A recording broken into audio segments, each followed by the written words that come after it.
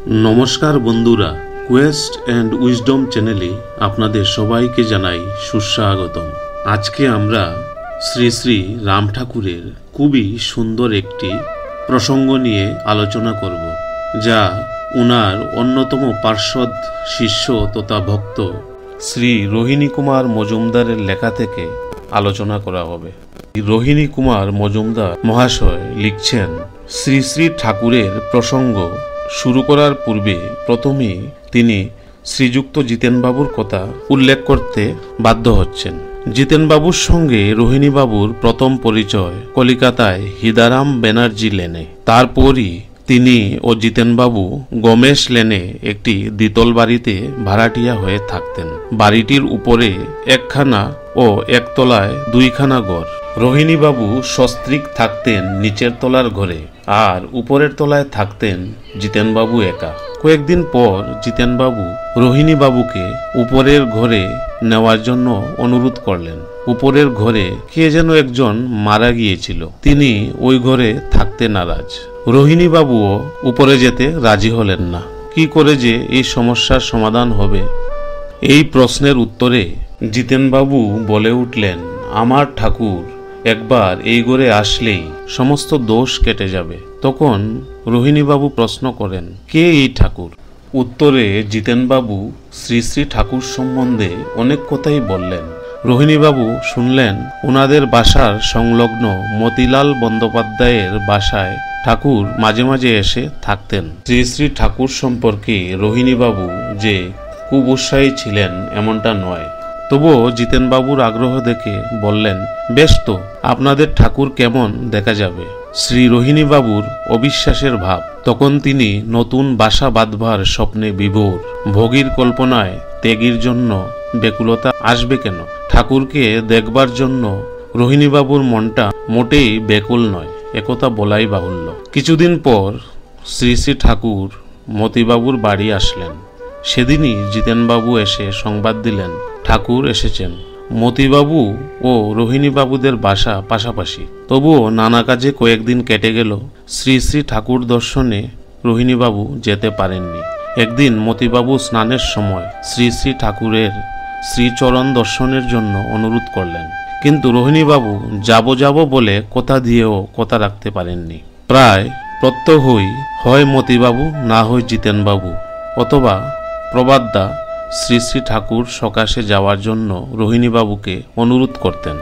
রোহিণীবাবু এখানে লিখছেন, উনার মনে ছিল তখন অন্য চিন্তা, কি করে বড়লোক হওয়া যাবে, কি করলে সুখে থাকা যাবে। এই ছিল জীবনের একমাত্র কাম্য। বিষয় বাসনায় মন ভরপুর, মনে আধ্যাত্মিকতার কোনো স্থানই ছিল না। রাজধানীতে বাস করেন, কিন্তু মনের স্বাদ মিটাবার জন্য অর্থের সচ্ছলতাও নেই। এই অবস্থায় কোনো ভগবত বিশ্বাসী উনার হৃদয়ে বাসা বাঁধতে পারে নাই। সাধু সন্ন্যাসী সম্বন্ধে উৎসাহ বোধ করবার মতো মনের অবস্থাও ছিল না। বরং সাধু সন্ন্যাসীদের দেখলেই ওদেরকে ভণ্ড বলে মনে করতেন রোহিণীবাবু। শ্রী শ্রী ঠাকুরের নিকট যাওয়ার জন্য রোহিণীবাবুর স্ত্রী প্রত্যহই পীড়াপিড়ি করতেন। অবশেষে একদিন তারই একান্ত অনুরোধে ঠাকুরকে সস্ত্রীক দেখতে যেতে হলো। রোহিণীবাবুর স্ত্রী দুইখানা থালা ফলমূলে ভর্তি করে দুই হাতে নিলেন। সন্দেশপূর্ণ তৃতীয় থালাখানি রোহিণীবাবু নিজের হাতে নিয়ে চললেন। ঘরে প্রবেশ করা মাত্র রোহিণীবাবু দেখলেন ঠাকুর শুয়েছিলেন, কিন্তু ওনারা ঘরে প্রবেশ করা মাত্রই শ্রী শ্রী ঠাকুর পা দুইখানি সামনে রেখে বসে পড়লেন। কয়েকজন আশ্রিতজন উপস্থিত ছিলেন। ভক্তিভাজন প্রভাতচন্দ্র চক্রবর্তীও ছিলেন। রোহিণীবাবু ও ওনার স্ত্রী দুইজন নতজানু হয়ে শ্রী শ্রী ঠাকুরের পা দুটির উপর মাথা রেখে পড়ে রইলেন। কেন যেন ওনাদের উঠতে ইচ্ছে করছিল না। চোখ দুটো দিয়ে শুধু অশ্রুধারা বেয়ে শ্রী শ্রী ঠাকুরের পা দুটো ভিজে গিয়েছিল। ঠাকুর ওনাদের দুজনের মাথায় হাত দিয়ে স্পর্শ করে উঠিয়ে দিলেন। ঠাকুর বললেন, এই নাম মনে মনে সব সময় জপ করবেন। রোহিণীবাবু সঙ্গে সঙ্গে জিজ্ঞাসা করলেন, এই নাম জপ করলে কি হবে? ঠাকুর বললেন, এই নামের সাহায্যে আপনি যা ইচ্ছা করতে পারবেন। রোহিণীবাবু আবার বলে উঠলেন, কলিকাতার মতো বৃহৎ শহরের রাস্তায় চোখ বুজে চলতে পারবো? ঠাকুর বললেন, নিশ্চয়ই পারবেন। প্রত্যুত্তরে রোহিণীবাবু বলে উঠলেন, আজই পরীক্ষা করে দেখব তাহলে। ঠাকুর বললেন, বেশ। শ্রী শ্রী ঠাকুর রোহিণীবাবুর স্ত্রীকে বললেন, মা, এই মিষ্টি ও ফলগুলি সবাইকে বিতরণ করে দেন। সঙ্গে সঙ্গে রোহিণীবাবুর স্ত্রীও তাই করলেন। পরবর্তীতে ওনারা দুজন গৃহে ফিরে আসলেন। রোহিণীবাবুর মনটা খুবই চঞ্চল হয়ে পড়েছিল। নামের মাহাত্ম্য যে কি সে সম্বন্ধে ওনার কোনো ধারণাই ছিল না। সবাই বললেন ওনাদের নাকি দীক্ষা হয়ে গিয়েছে। কোথায় রোহিণীবাবু শুনেছিলেন দীক্ষার সময় নানা রকম যাগযজ্ঞের প্রচলন রয়েছে। গুরুমন্ত্র বা বীজ মন্ত্র কানে কানে বলা হয়। দীক্ষার সময় অন্য কেউ উপস্থিত থাকেন না। এইসব চিন্তা করে রোহিণীবাবু ভাবতে লাগলেন, তবে এ কী রকম দীক্ষা?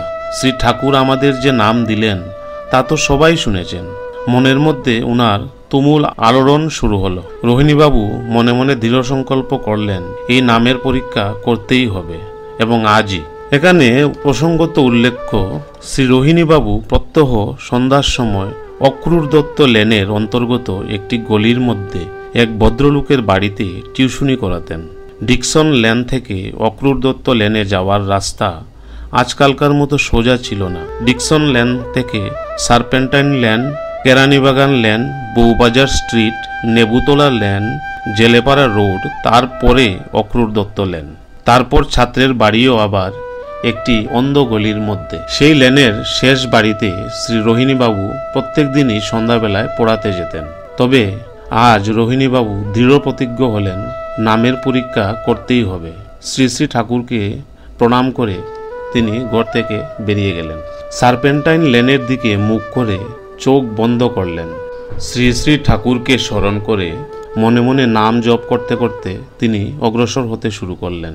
রোহিণীবাবুর দৃঢ় প্রতিজ্ঞা, শত বাধা বিপত্তিতেও চোখ খুলবেন না। চোখ মুদ্রিত, নাম জপ করছেন অনবরত। কোথায় কোন রাস্তা দিয়ে যাচ্ছেন তিনি কিছুই বুঝতে পারছিলেন না। বেশ জোরে জোরেই চলছেন। মাঝে মাঝে মানুষের গায়ে গা লাগে। গরুর গাড়ি ও ঘোড়ার গাড়ি ধার দিয়ে যাচ্ছিল, বুঝতে পারছিলেন। তিনি তবুও চোখ খুলেননি। একমাত্র নাম সম্বল করে চলছিলেন। এভাবে কতক্ষণ ধরে চলছেন রোহিণীবাবু ঠিক বুঝতে পারেন নাই। চলতে চলতে কোথাও হঠাৎ করে পা বাধা পাওয়াতে তিনি পড়ে গেলেন। চোখ খুলতে উনি বাধ্য হলেন, কিন্তু অবাক হয়ে দেখলেন উনি উনার ছাত্রের বাড়ির সদর দরজার সিঁড়ির উপর পড়ে আছেন। তিনি পড়ে গিয়েছেন দেখে উনার ছাত্র দৌড়ে আসলো। ছাত্রের মা ও বোন উনার শুশ্রূষা করতে শুরু করলেন। রোহিণীবাবু দেখলেন উনার কোনোই আঘাত লাগেনি। সিঁড়ির একধারে কর্পোরেশনের নম্বর দেওয়া একটা পাথর পোতা ছিল। সিঁড়ির উপর উঠবার সময় ওই পাথরে পা বাধা পাওয়াতে উনি পড়ে গিয়েছিলেন। তিনি সবাইকে বললেন, আপনারা ব্যস্ত হবেন না, আমার কোনো ব্যথা লাগেনি। বেশ শান্ত হয়ে বসে রোহিণীবাবু ভাবছিলেন আর এই সত্যটি উপলব্ধি করছিলেন যে ঠাকুর যা বলেছিলেন তা ধ্রুব সত্য। সন্দেহের বিন্দুমাত্র অবকাশ নেই। ওই দিন তিনি ছাত্রকে পড়াতে বসে মন দিয়ে পড়াতে পারছিলেন না। কিছুক্ষণের মধ্যেই তিনি ছাত্রের বাড়ি থেকে বেরিয়ে আসলেন। শ্রী শ্রী ঠাকুরের শ্রীচরণে এসে প্রণাম করে শুধু একটি কথাই বললেন, পরীক্ষায় পাশ। সেই স্থানে মতিবাবু, প্রভাতবাবু ও আরো কয়েকজন আশ্রিত ছিলেন। তাঁরা ঠাকুরের নিকট ঘটনাটি জানতে চাইলেন। উত্তরে ঠাকুর বললেন, রোহিণীবাবু আজ আমাকে পরীক্ষা করিয়াছেন। সবাই পরবর্তীতে কাহিনীটি শ্রবণ করলেন। সেই দিন থেকে রোহিণীবাবুর মনে শ্রী শ্রী ঠাকুর শ্রেষ্ঠ স্থান অধিকার করে বসে আছেন। তিনিই ছিলেন উনার গুরু, উনার ভগবান, উনার একমাত্র আরাধ্য দেবতা। আশা করি আমাদের আজকের এই সুন্দর প্রসঙ্গটি আপনাদের খুব ভালো লেগেছে। ভালো লেগে থাকলে ভিডিওটিকে রোজকার মতো বেশি করে লাইক, শেয়ার ও কমেন্টস করবেন।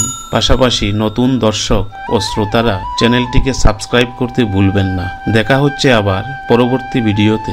জয় রাম, জয় গোবিন্দ।